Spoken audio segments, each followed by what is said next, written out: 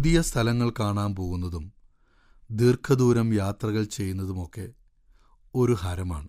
കാരണം പുതിയ കാഴ്ചകളും സംസ്കാരങ്ങളും രീതികളുമൊക്കെ നമുക്ക് പുത്തൻ അറിവുകൾ പകർന്നു തരുന്നതോടൊപ്പം നമ്മുടെ ജീവിത സാക്ഷാത്കാരത്തിന് നന്ദിയും നൽകുകയാണ്.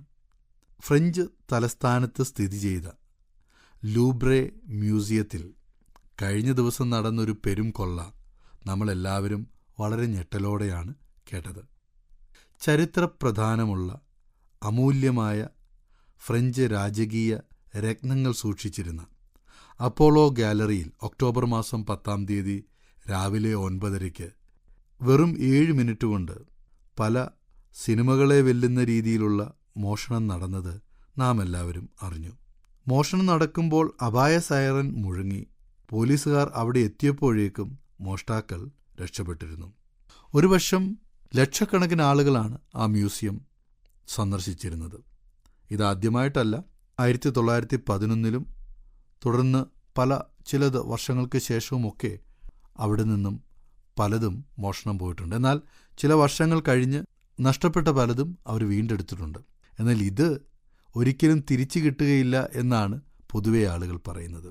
നാം ഓരോരുത്തരും നാളെയെപ്പറ്റി വിചാരിക്കുന്നവരാണ്. നമ്മുടെ ജീവിതത്തിൽ നാളെ നല്ല സുദിനമുണ്ടാകണം എന്നാഗ്രഹിക്കുന്നതാണ്. അതൊരിക്കലും ഒരു തെറ്റല്ല. എന്നാൽ നാളെയെപ്പറ്റി ഓർത്ത് അർത്ഥശൂന്യമായ കാര്യങ്ങൾ ചെയ്യുമ്പോൾ അത് എപ്പോഴും നമുക്ക് വളരെ വേദനകളാണ് തരുന്നത്.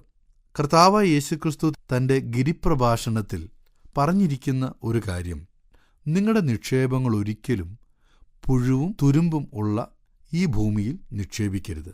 നിങ്ങളുടെ നിക്ഷേപം സ്വർഗത്തിലായിരിക്കണം എന്ന് പറയുന്നു. ഈ ഭൂമിയിൽ ജീവിക്കുമ്പോൾ നമ്മൾ നിക്ഷേപിക്കുന്നതൊക്കെ ഇവിടെ തന്നെയാണ്.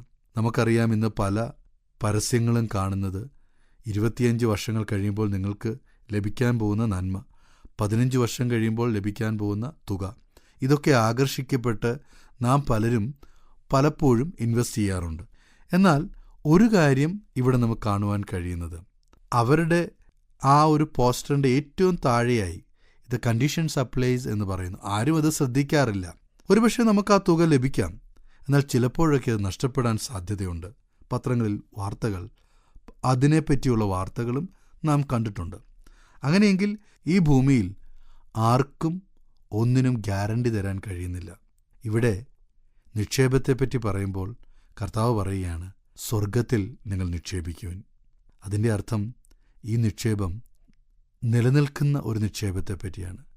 ഭൂമിയിലുള്ള നിക്ഷേപങ്ങളൊക്കെ അത് തുരുമ്പും കള്ളനുമൊക്കെ തുറന്നു കളയുമ്പോൾ കർത്താവ് പറയുകയാണ്, നിങ്ങളെ തന്നെ ദൈവത്തിൻ്റെ കരങ്ങളിൽ കൊടുക്കുമ്പോൾ നിത്യതയോളം നിലനിൽക്കുന്ന ഒരു സമാധാനത്തെപ്പറ്റിയും നിത്യതയോളം നിലനിൽക്കുന്ന സന്തോഷത്തെപ്പറ്റിയുമാണ് കർത്താവ് പറയുന്നത്.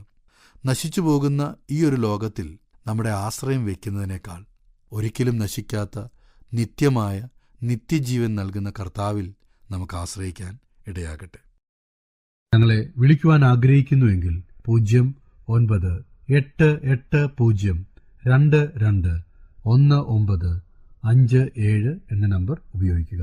എല്ലാ ബുധനാഴ്ചകളിലും വെള്ളിയാഴ്ചയും രാവിലെ 11 മുതൽ 12 മണി വരെയുള്ള സമയം ഞങ്ങൾ നിങ്ങൾക്കായി പ്രാർത്ഥിക്കുന്നു. പ്രാർത്ഥനയ്ക്കായി വിളിക്കേണ്ട ഫോൺ നമ്പർ 079960010203.